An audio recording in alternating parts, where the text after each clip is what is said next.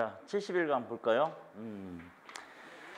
우문은 한 번에 낼 수 있는 소리의 덩어리로 글자 수와 같다. 이렇게 됐죠? 근데 이게 우문의 뜻이 아니죠. 얘가 한 번에 낼 수 있는 소리의 덩어리로 글자 수와 같은 거는 우문이 아니라 뭐죠? 음절이죠. 음절. 예, 음절이 되겠어요. 우문이라는 것은 그럼 뭐죠? 말의 뜻을 구별해주는 소리의 최소 단위예요. 이게 소리의 최소 단위라는 게 중요한 거예요. 왜냐면 가끔 공식 문제에 이런 게 있어요. 어떤 문장이 한 문장이 주어져요. 근데 그 한 문장이 긴 문장은 아니고 좀 짧은 문장을 주어져요. 예를 들어서 그냥 뭐 값이 막 이렇게 이제 문장이 이렇게 주어지잖아요. 그래서 이것에 우문이 있잖아요. 우문. 우문으로 적절한 것은 이렇게 하게 되면 기역, 비읍, 시옷, 뭐 이게 아니란 말이에요. 이거를 소리의 단위잖아요. 우문은 소리의 단위잖아요. 그러니까 얘를 발음하는 대로 바꿔줘야 되는 거죠. 이렇게 될 거 아니에요. 그렇죠? 그래서 소리 나는 대로 고쳐서 그것에 각각의 자음과 모음 이런 것을 가지고 문제를 풀어가야 되는 거라고요. 우문을 물어볼 때는. 알았죠? 우문은 이렇게 표기한 것을 가지고 여러분들이 접근해 가면 안 되고 얘를 발음한 걸 가지고 접근해 가야 되는 거예요. 알았죠? 나중에 혹시나 시험 문제 나오면 그거 착각하지 마세요. 네. 자, 그 다음에 우문은 크게 분절 우문과 비분절 우문으로 나눈다. 이렇게 되죠? 예, 이것은 적절한 거예요. 예. 우문은 분절 우문, 비분절 우문. 분절 우문이라는 게 뭐냐면 나눌 수 있는 우문을 분절 우문이라고 해요. 조금 전에 갑시를 써놨죠? 예, 갑시를 나누게 되면 어떻게 되죠? 기역, 비읍, 시옷, 이렇게 나눴잖아요. 이렇게 나눌 수 있죠. 그게 바로 뭐예요? 그냥 쉽게 말해서 발음할 때 사용되는 각각의 자음과 모음이에요. 이게 분절 우문이에요. 발음할 때, 쓸 때가 아니에요. 표기할 때 사용되는 자음과 모음이 아니라 발음할 때 사용되는 자음과 모음. 이거를 분절 우문이라고 해요. 그러면 비분절 우문은 뭐죠? 얘도 우문이라고요. 근데 얘는 명확하게 나눌 수가 없는 우문이라는 것을 말을 하는 거죠. 뭐가 있죠? 음장, 소리의 길이 있잖아요. 하늘에서 내리는 눈, 아니면 사람이나 동물의 신체 부위를 나타내주는 눈이 뭘로 구분이 되는 거죠? 길게 발음하느냐, 짧게 발음하느냐를 가지고 구분하는 거잖아요. 예. 근데 아니 길게 발음하는데 어느 정도 길게 발음해야 될지, 짧게 발음하는데 어느 정도까지 짧게 발음해야 되는지 명확하게 구분할 수는 없어요. 우리가 평상시에 말을 할 때도 그냥 눈 어떤 거를 말을 하는지 여러분 구분할 수 있어요? 없잖아요. 그렇죠? 그러니까 문맥적인 상황이라든가 이런 거를 보고 하늘에서 내리는 눈인가 아니면 신체 부위를 나타내주는 눈인가를 구분하는 거지요. 왜냐하면 음장, 짧고 길게 발음하는 걸 가지고 구분한다고는 하지만 명확하지가 않잖아요. 두 번째가 뭐죠? 억양이죠, 억양. 근데 우리말은 억양이 그렇게 심한 말이 아니죠. 그래서 우리나라 말에서 억양은 어디에서나 적용이 되냐면 문장 끄트머리에. 그래서 뭐 학교에 가 뭐 이런 거 있잖아요. 근데 이거를 똑같은 단어를 사용해서 같은 문장을 만들어도요. 문장의 끝을 올리면 학교에 가 끝을 올리면은 어떻게 되죠? 의문문의 의미를 갖는 문장이 되는 거고, 끝을 내리면 학교에 가 끝을 내리면 평서형의 의미를 갖는 문장이 되는 거고 이렇게 된다고요. 근데 끝을 올리면 의문문, 내리면 평서문이 된다고는 하지만 이것도 명확하게 어느 정도까지 올려야 될지 내려야 될지는 구분할 수가 없는 거죠. 그래서 얘도 비분절 우문. 거기다가 학자에 따라서 약간은 다르지만 강세. 우리가 이렇게 말을 할 때 어떤 단어, 문장의 어떤 단어에다가 강세를 주느냐 안 주느냐에 따라서 그 문장에 의미하는 바가 좀 다르다고요. 예. 근데 요거는 학자에 따라서 좀 다릅니다. 하여튼간 우문은 크게 분절 우문과 비분절 우문 이렇게 나누게 되는 거예요. 자, 그다음에 세 번째, 파열음, 파찰음, 마찰음은 모두 예사소리, 된소리, 거센소리로 나눌 수 있다. X. 왜 X인지 아세요? 예를 들어서 파열음 같은 경우 있잖아요. 파열음 같은 경우 계열이 뭐냐면 기역이나 디귿이나 비읍이에요. 근데 이 기역은 예사소리, 된소리, 거센소리로 이루어져 있죠. 그렇죠? 기역, 쌍기역, 키역 이렇게 되잖아요. 그렇죠? 디귿도 마찬가지, 비읍도 마찬가지죠? 예. 근데 파찰음은 뭔가요? 파찰음은 지읒이에요. 지읒. 근데 지읒도 예사소리 지읒, 된소리 쌍지읒, 거센소리 치읒 이렇게 되잖아요. 근데 마찰음은 뭐예요? 시옷이에요, 시옷. 근데 이 시옷은 예사소리 시옷은 되고 된소리 쌍시옷은 되는데 이 시옷에 해당되는 거센소리가 없죠. 없어요. 없어서 이게 X가 된 거라고요. 알겠죠? 예. 이게 예전에 수능 시험에서도 이게 나왔었어요.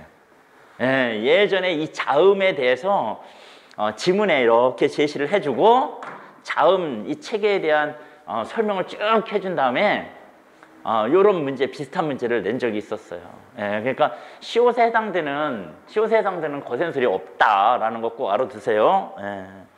자, 그다음에 분절, 비분절 우문 중 소리의 길이, 아까 소리의 길이 있었죠? 소리의 길이는 자음과 모음에 다 적용되며 일반적으로 첫 음절에만 긴 소리가 온다. X. 뭐 때문에 X가 되는지 알죠? 자음에는 이게 해당이 안 되는 거예요.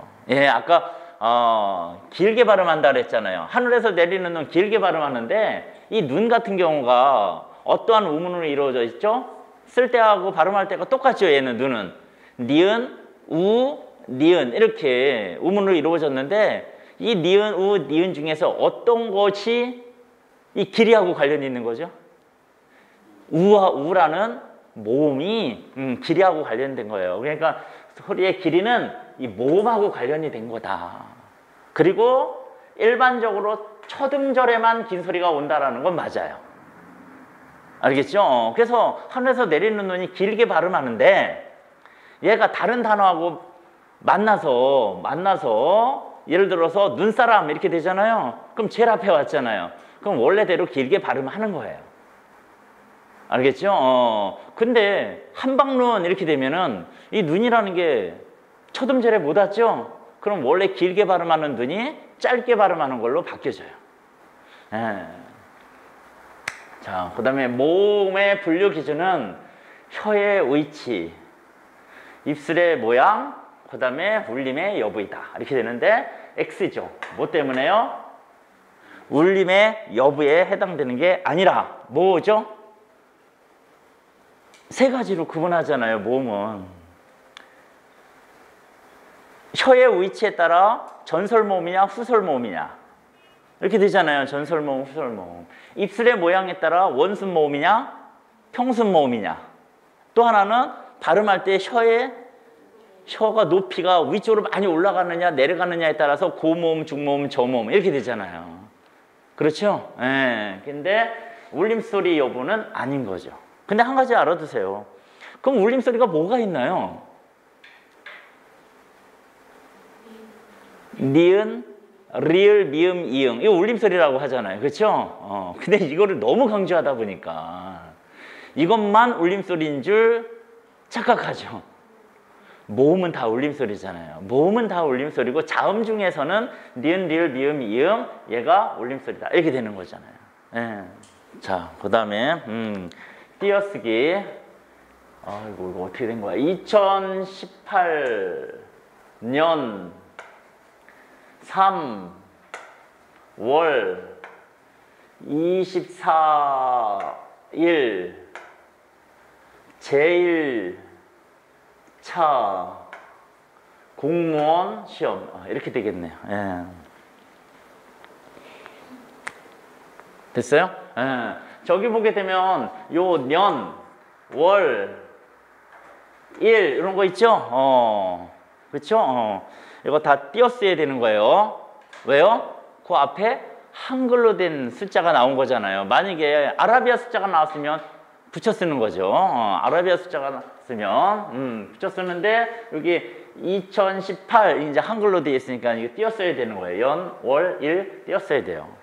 그 다음에 제하고 일하고 붙여섰죠? 제라는 건 접두사예요. 예, 접두사니까 혼자 쓰지 못하잖아요. 그렇죠? 그래서 붙여 쓰는 거지만 차라는 것은 전미사가 아니에요. 의존명사예요. 의존명사니까 앞에 말과 띄어 쓰는 거죠.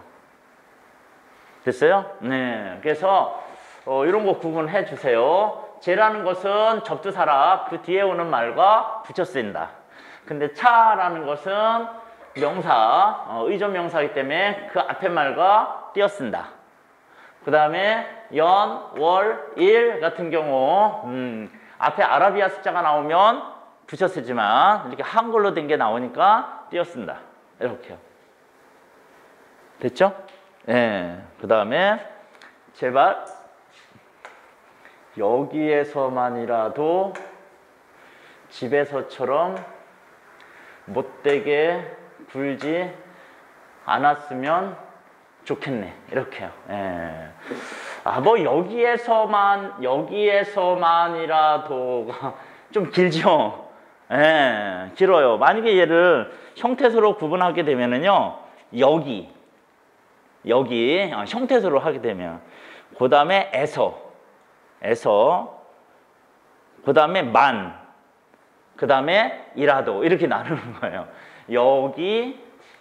여기에서 만이라도 이렇게 나누게 되는데 저 뭐뭐에서 그 다음에 그 다음에 이라도 같은 경우가요 넓은 의미로 보면 다 조사예요.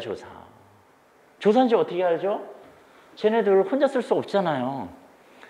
그렇죠? 어떤 말 뒤에 붙어서만 쓰는 거지 쟤네들 따로 떼어난다 하더라도 혼자 쓸 수는 없잖아요. 마찬가지죠. 집에서처럼도 마찬가지죠. 뭐뭐에서 뭐뭐처럼 마찬가지인 거죠. 하나는 얘죠. 얘. 못 대개 같은 경우를 붙였을 거냐 띄었을 거냐 이렇게 되는 거잖아요. 그렇죠? 못을 붙였을 거냐 띄었을 거냐. 원칙은 뭡니까? 저 못이 나왔을 때 부정문 있잖아요. 여러분 문법에서 부정문이 3가지잖아요. 부정문이 3개잖아요. 무슨 부정.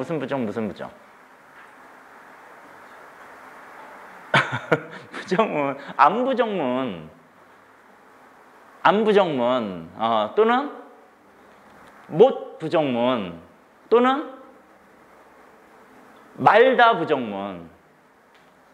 그거 하지 마라, 말아라, 뭐 이런 거 말다 부정. 근데 이 말다 부정문은 시험 문제 잘 안 나와요. 왜 안 나오냐면 얘는 명령문이나 청유문에서만 써요.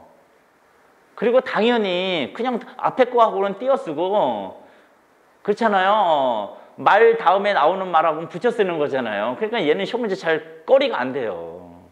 근데 안 부정문, 못 부정문 같은 경우는 이 안하고 뒤에 나오는 단어하고 붙였을 거냐 띄었을 거냐가 고민스러워요, 사실은. 근데 원칙은 그런 거죠. 부정문이잖아요. 부정문에 쓰이는 안, 부정문에 쓰이는 못은 품사로 불어오면 부사예요, 부사. 그러니까 뒤에 있는 거랑 띄었어야 되는 거예요. 부정문일 경우에는 띄었어야 된다. 이게 원칙이에요. 안, 못이. 알겠죠? 근데 지금 여기서 보게 되면 이 못되게라는 것은요, 이 부정문이 아니에요. 못되다라는 단어예요. 쟤는요, 성질이 참 못됐어. 이런 뜻이에요, 이게. 예, 성질이 참 잘 됐어. 이거 이렇게는 안 하잖아요. 그렇죠? 그래서 요 못되다 같은 경우는 2가지 경우에 쓰여요. 2가지 경우에 쓰인다. 첫 번째가 바로 뭐예요? 성질 같은 거죠. 성질이나 아니면 그 사람의 품행이 그릇된 거죠. 성질이나 품행이 안 좋다. 안 좋다. 이런 말로 쓰이는 경우예요. 성질이나 품행이 안 좋다. 이 2번째 같은 경우가 조금 문제가 되는데요. 2번째 같은 경우는 사전에 찾아보면 일이 뜻대로 되지 않는다. 근데 일이 뜻대로 되지 않는다. 라고 쓸 때는 저거를 못되다를 한 단어로 취급해서 붙여 쓴다. 이렇게 되는데요. 국립국어원 사전을 보면은요. 예문이 안 나온 게 아니라 예문이 딱 하나밖에 안 나왔어요. 예문이 딱 하나밖에 안 나왔어요. 그게 바로 뭐냐면요. 그 일이, 잘 보세요. 그 일이 못된 게, 그 일이 못된 게, 붙인 거죠. 못된 할 때. 그 일이 못된 게 남의 탓이겠니? 이 예문 하나밖에 실려있지 않더라고요. 그 일이 못된 게 남의 탓이겠니? 요때 이거 붙여 쓴다. 요거 예문 하나밖에 안 나오고요. 그 밑에 나머지는 예문이 뭐가 나왔냐면 다 속담에 해당되는 예문이 쫙 나와 있어요. 그러니까 여러분들은 그냥 요 예문 하나만 알아두세요. 그 일이 못된 게 남의 탓이겠니? 할 때 그 못된은 붙인다.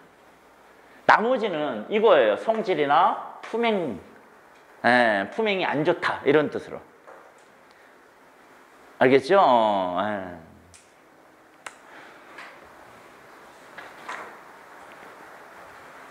자, 그 다음에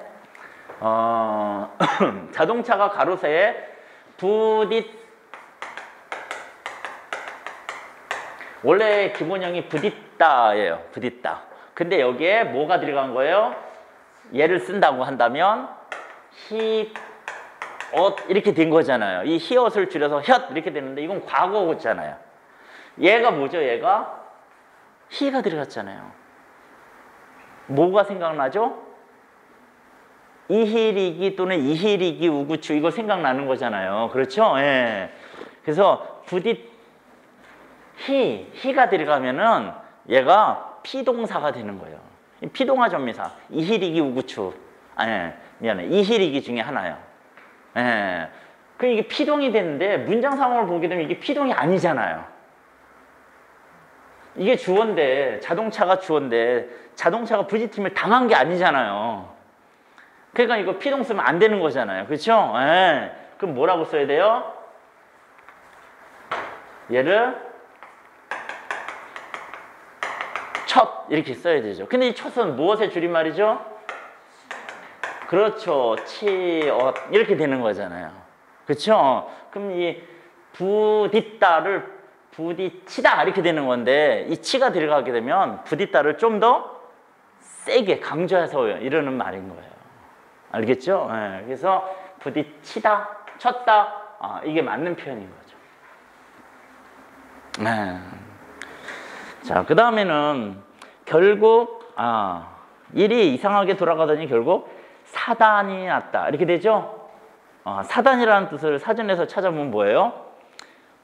사건의 단서 또는 일의 실마리 이런 뜻이에요. 단서, 실마리 이런 단서, 실마리 단서, 실마리. 요새 드라마 보는 것 중에 하나가 괴물이라는 신하균하고 누가 나오지? 더 젊은 애가 나오는 드라마인데요. 머리가 복잡해요, 그거보다가. 왜? 도대체 사건의 실마리, 단서가 어디서부터 어떻게 꼬였는지를 봐도 점점 꼬여서 풀어가는 거기 때문에 머리가 아프더라고요. 하여튼간 사단이라는 것은 단서예요. 단서, 실마리 이렇게요. 그러면 문맥상 안 맞죠? 그럼 뭐라고 해야 돼요? 사달. 어디겠죠? 그게 아니라 사달. 사달이라는 건 뭐예요? 그냥 사건이나 사고. 사건이나 사고. 자, 그 다음에 한자성어로 곱게 차려입은 젊은 여자의 옷차림을 이른다. 저번에도 한번 나왔었죠? 저 결혼했을 때 아내가 그 패백을 드릴 때 그 전에 그런 한복 차림으로 입었다 그랬잖아요. 그렇죠? 예. 그래서 답은 9번에 해당이 돼요. 녹의 홍상. 이 녹자가 푸를 녹자고요. 의자가 옷 의자죠. 근데 엄격히 말해서는 저고리를 뜻하는 거예요. 저고리. 위에 옷. 그래서 녹색 저고리에 붉은 치마 상자예요. 예. 근데 많은 사람 가운데 뛰어난 인재를 이루는 말. 5번이 답이 되겠어요. 뭐라고 있죠? 예, 군계일학. 군자가 무리군자, 개자가 닭개자. 이렇게 되겠어요. 장난삼아 한 것이 진심으로 한 것까지 됐다. 8번이 답이 되겠어요. 뭐라고 있죠? 예? 농가성진. 농자가요, 장난을 뜻하는 거예요. 농짓거리하다, 장난질치다 이런 뜻이거든요. 그래서 거짓으로, 가짜가 거짓 가짜잖아요. 가면할 때 그 가짜예요. 그래서 그냥 장난삼아 거짓으로 장난을 쳤는데 이게 진짜가 돼버렸네, 뭐 이런 뜻이에요. 매우 많은 것 가운데 극히 적은 수를 이루는 말. 답은 3번이 답이 되겠어요. 뭐라고 읽어요? 아주 쉬운 단어죠? 구일모, 9마리의 소. 9마리의 소니까 털이 얼마나 많겠어요. 근데 그 9마리 소 중에서 털 하나 이렇게 되는 거니까요. 예. 자랑삼아 하지 않으면 생색이 나지 않음을 이루는 말. 이렇게 됐죠? 뭔가를 하긴 했는데 티가 안 나는 거죠. 2번이 답이 되겠죠? 금의 야행. 이 금자가 저번에도 말했지만 무슨 금자예요? 비단금자잖아요. 예. 우리가 한자라든가 아니면은 고전문학이라든가 문학작품에서 이 비단이 나오게 되면 좋은 것을 뜻하잖아요. 예, 비단은. 그래서 좋은 옷을 입고 있지만 밤에, 야행이라는 게 밤에 다니는 거잖아요. 깜깜한 밤에 다니면 좋은 옷을 입었는지 티가 안 나잖아요. 자, 그 다음에 1번은 뭐라고 읽어요? 구절 양장 이렇게 되는 거잖아요. 절자가 꺾을 절자예요. 그러니까 9번이 이렇게 꺾어졌다 이런 뜻이에요. 굽어졌다. 뭐가요? 양의 창자가 이런 뜻이잖아요. 양의 창자가 9이나 이렇게 쭉쭉쭉쭉쭉쭉 꺾어졌다, 구부러졌다. 근데 그냥 양의 창자를 뜻하는 게 아니라 이거는 어떤 의미로 쓰여요? 험한 산길, 꾸불꾸불꾸불꾸불한 그런 험한 산길을 뜻할 때 구절양장 이렇게 쓰죠. 그 요리를 안 먹어봤는데 양장피는 이건가요? 양장피는 뭐로 만드나요? 안 먹어봤군요, 여러분. 나 서민이라. 베란간에 양장이 나와서 혹시나. 자, 그 다음에 4번은 뭐라고 읽어요? 난형난제, 형인지 동생인지 구별하기가 어렵다 이런 뜻이잖아요. 뭐예요? 우열을 가리기 힘든 경우에. 그 다음에 6번은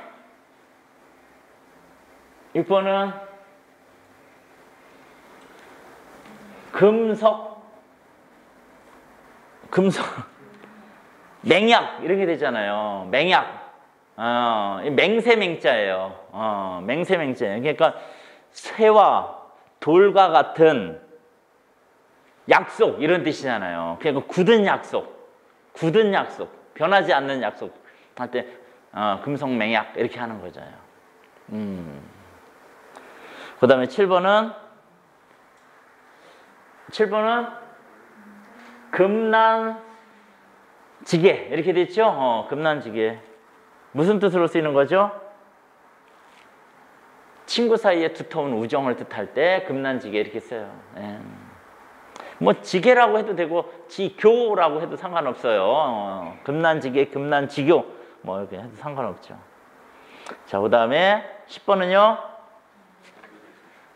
단도직입 이렇게 되죠. 단도직입. 괜히 말을 횡설부설 애둘러서 하는 게 아니라 요점을 직접 말을 할 때 쓰는 거죠. 요점만 말을 할 때.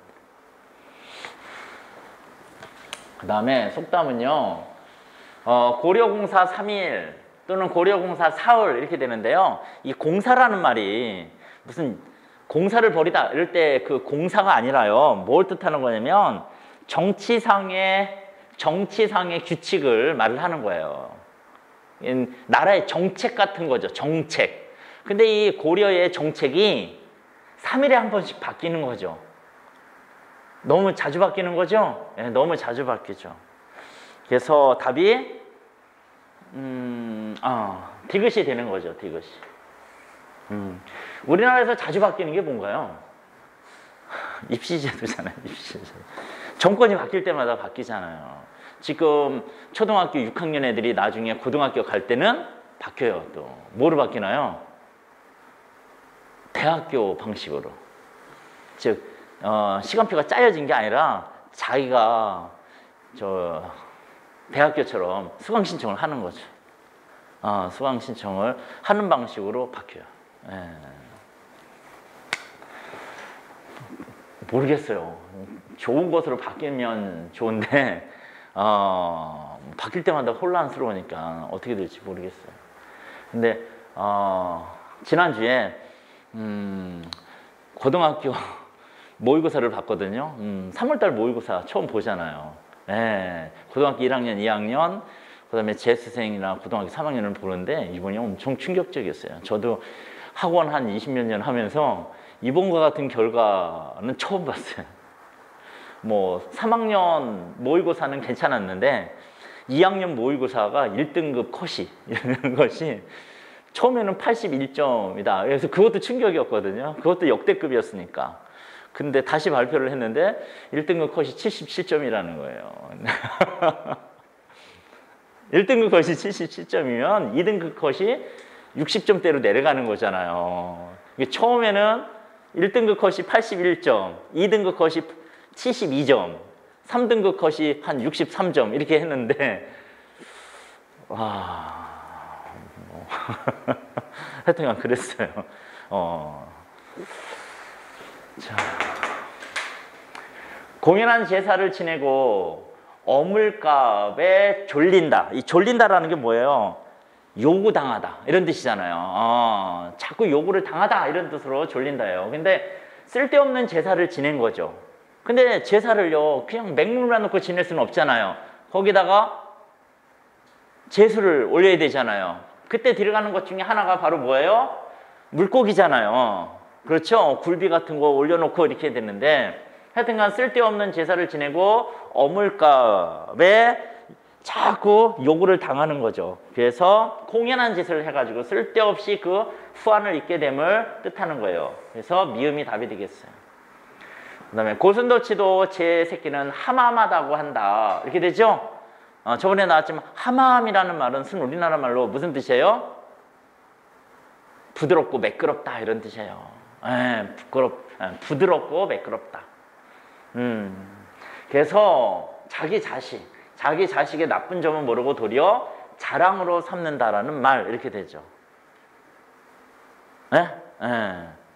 여담인데 요즘에 펜트하우스 펜트하우스 보면 뭐 이게 도대체 무슨 드라마인지 하여튼간 난리 나죠. 그렇죠? 근데 그게 원인이 뭐죠? 둘 중에 하나예요. 하나는 돈 벌려고 하는 거죠. 돈, 재산 축적하려고. 또 하나가 뭐죠? 그렇게 재산 축적하려고 못된 짓도 그냥 서슴없이 하던 사람들이 뭐 앞에서는 약간 무너지죠? 자식 앞에서 무너지잖아요. 거기 보면은. 그렇죠? 내가 보기에는 봉준호가 잘못한 거예요. 봉준호 알잖아요. 감독. 봉준호 싫어해요. 봉준호 영화가 이상한 가족의 이상한 모성의 이상한 자식애를 이상하게 주제로 하고 있어요. 내가 보기에는 이상한 것 같아. 여러분들 그 봉준호가 감독한 영화 중에서 원빈 나온 거 혹시 알아요? 원빈하고 김혜자 할머니하고 아들 엄마로 나온 그 뭐죠? 그 마도잖아요. 그렇죠? 거기에 엄마가 알아요.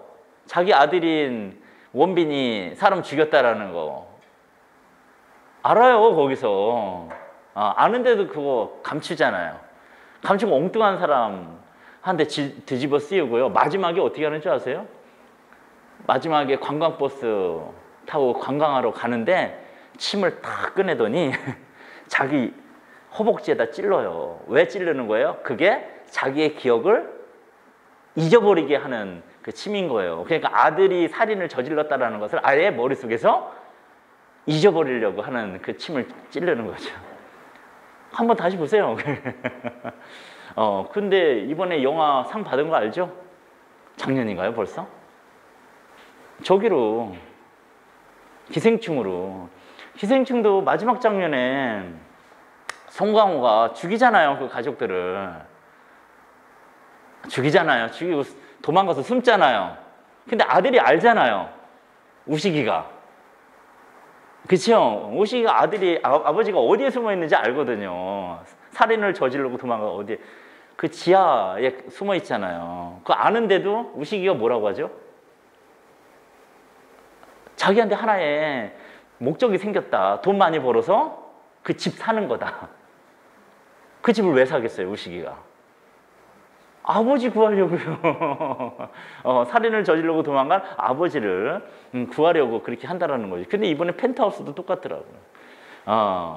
그 김소연인가? 박소연인가? 이소연인가? 그 사람이 딸이 그 애를 죽였다고 생각하잖아요. 죽였다고 생각하는데 그 딸의 기억을 지워버리잖아요. 이상해. 봉준호가 나쁜 놈이야.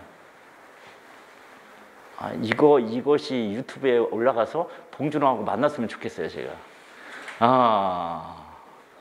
올리세요. 준호 씨 좀 한번 보게. 강준호 씨 말고.